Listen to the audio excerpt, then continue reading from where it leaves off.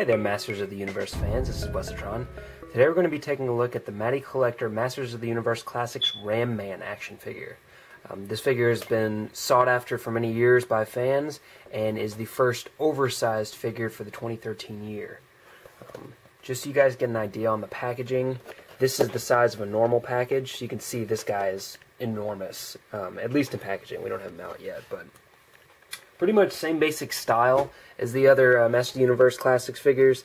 You got the green Grayskull Stone down here, the lightning down the front of the packaging, the cool Masters of the Universe on the front. On the back, it's got the cross cells for the other figures and a bio. If you would like to pause and read that, you may. But other than that, same blister on card type of deal. I've been waiting for this guy for a while. Let's get him out and see how he's like. And we're back with Ram Man out of packaging. I don't have him in any kind of like running pose. It's just sort of a forward lunging pose. I could pull back a little bit if you'd like to see what's going on with him. You know, nothing major. Just, you know, simple, effective, awesome. This figure is very cool. I really do dig how he ended up coming out. Of course, he's not perfect. I always have something to complain about, but I really do like the look of him. So first, let me just kind of get him back to the status quo here, and let me get another recent figure out. Here he is next to MOTUC Decker. And as you can see, he's not quite as big as you might think, which is not a bad thing. Ram Man was always kind of sort of squat and wide more than he was huge and imposing. But I am a little surprised that he's not taller than a regular Master. I thought he'd be a little bit taller, but for an oversized figure. But I mean, that's not to say that plastic-wise, he's not a massive figure. I mean, look at the difference with these guys' biceps. Their whole arms, I mean, are insane. His fist is bigger than Decker's head. I mean, that's absolutely insane. Very cool. Very, very cool. I dig it. So in terms of detail, this guy is loaded down with it. Just really, really nice looking. The metal on here has this, I mean, it's painted like, you know, like a silver type of metal. Not quite like bright like mithril, but more like a polished steel. Just very, very nice. Like, really, really dig it. There's little rivets everywhere. They did a great job with the chains up here on the shoulders. Rivets again across the front here. Just looks really, really, really nice. Big, huge bolts. Very cool. The metal looks fantastic. The shirt underneath in red, you can see, hopefully you can see, there's, you see like it's a little darker there. They've done some airbrushing here to really make the details stand out. Underneath here, they've painted the stitching on the shirt. They didn't even have to add that seam there, but they did, and it looks really, really, really nice. The big skull belt buckle is so awesome. The skirt, it may not seem so, but this is actually like a flatter red, and then they went in with like a more of a pearlescent or glossy red on the buttons here. I don't know what you want to call them, studs maybe, and made them stand out a little bit. So I gotta say, this guy looks much better in person, and proportion-wise much better in person than he does in pictures. And hopefully in this video I can convey some of that. I've had a problem with his legs in pictures looking very skinny, looking very small. But when you really get to kind of messing with him, it doesn't look so absurd. It's just because they're so tubular, I think, which is an awesome, awesome word. But they don't really look that bad when you've got them split apart a little bit. When they're close in like this, it does kind of look like the old Ram Man, a little tubular, but when you get kind of moving with them and stuff, and you get some posing, they don't look bad at all. Boots very nice as well. That same kind of deal where they've got like that, almost like a gunmetal type of stud in the black leather. Very, very cool. Bottom of the boots are detailed, and he does have peg holes, and this is very cool. Check out that sole with the skull on it. That is so awesome. Great, great job to the Four Horsemen there. Weapon-wise, because he only does come with 2 accessories, we've got his axe, which is very nice looking on its own. Unfortunately, mine was really severely warped by the package. Like, you can see, that should be where it starts to go straight down, curved way off to the side. Like, it was put in the package and then, like, twisted, so it was kind of putting stress like this. But you can see how soft this plastic is. Hopefully, I can get that fixed with some boiling water, because that would be a bummer. Yeah. And then that fits in his hand really, really well. He does unfortunately have the drilled through hand, which, you know, it may be accurate to whatever. I understand that, but I just don't think it looks as good. It's cool for actually holding the piece, but when, you know, he's got the storage on his back here, when he does have it stored back here, if I can get it in there, it's very, very tough plastic back here. Might have to wiggle it up there. There we go. See, like when it's just down like that, it looks a little silly. It's just a little old-fashioned. I understand, you know, you want to stick to the classics look and it's classicized or whatever, but at the same time, that might be taken a little bit far because it just looks poopy. But that's just personal preference. His extra head is this other accessory, and this would be kind of built off his design from the MOTUC cartoon, the MYP cartoon. So like the 200X, 2000X, depending on who you're talking to. Very, very nice. Looks just like his helmeted head. Very, very squinty eyes and his blonde hair. He's got rivets on his dome there. Very cool. What's interesting is it's actually cast in that silver plastic, as you can see up into the ball socket up there.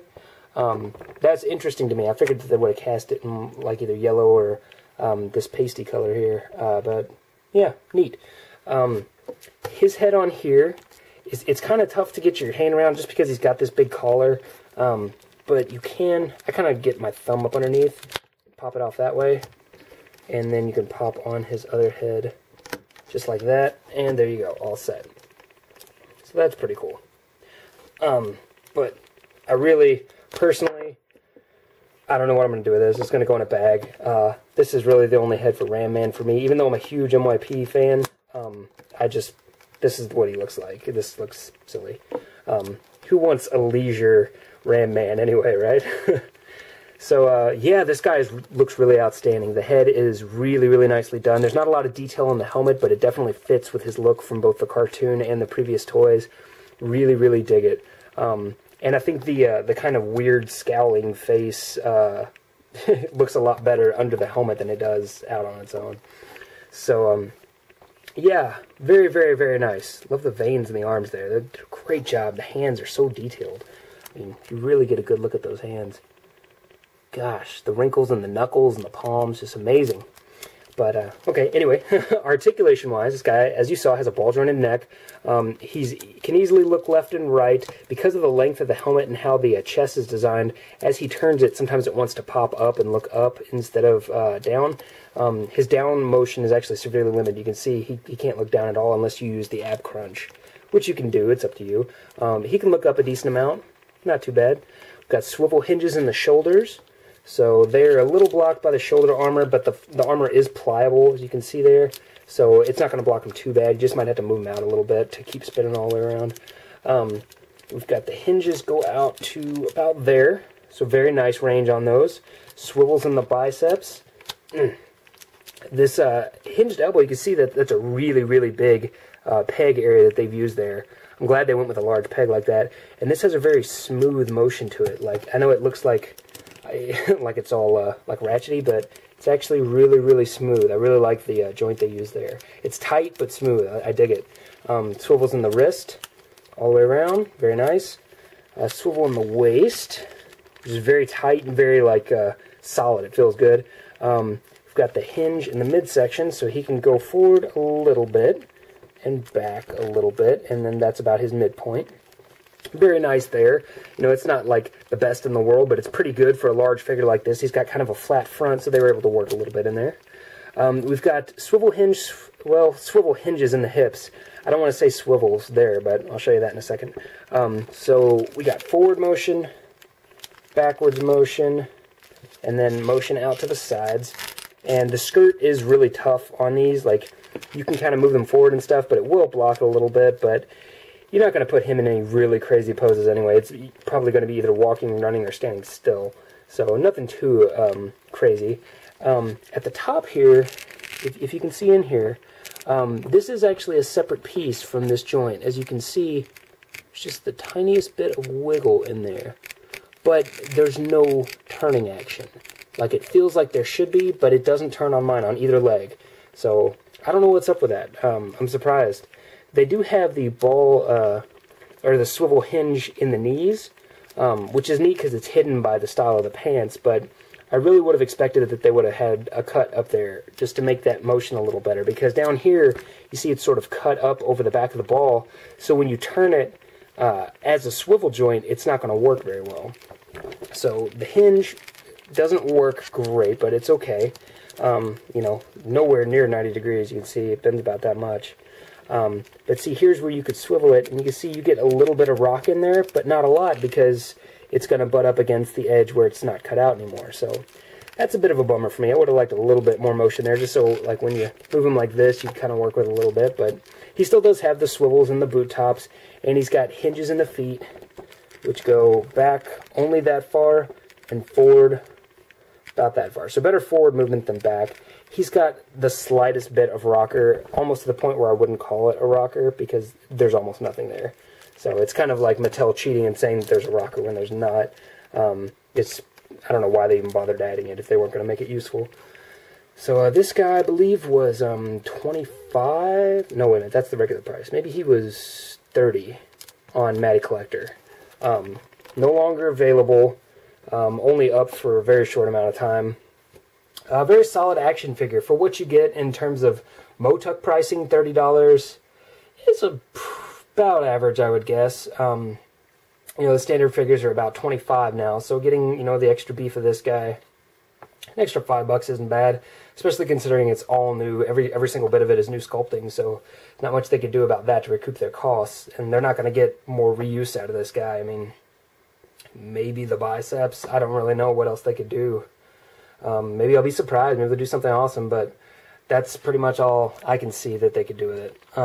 But yeah, very nice action figure, very cool. His posing is a little bit problematic because of the legs and stuff, but you could still get some cool stuff out of him. And his upper body is done well enough that you can kind of fudge a lot of poses, and he can still look very cool. So, yeah, get this crunch going on here. Oh, I already got him crunched. And then, you know, cool stuff. I dig him. So yeah, $30, not a bad price overall. It's the shipping that'll kill you. Luckily, I did have another figure coming with him, so I saved a little bit there, but still, it's a lot for an action figure. It's asking a lot, but this is somebody you've been waiting for a long time if you're a MOTUC fan, so, you know, he is worth it. That's just the bottom line. The big characters like this are going to be worth it no matter what. So that's pretty much it, guys. If you have any questions or comments, please put them in the box below. This guy's been, you know, on his way for a long time. I understand there's going to be things that people are going to want to know about him. Anything I glossed over, anything you want to know about, please ask me. I'd be glad to help you. And yeah, that's it. Thanks a lot, and I will talk to you later. Bye.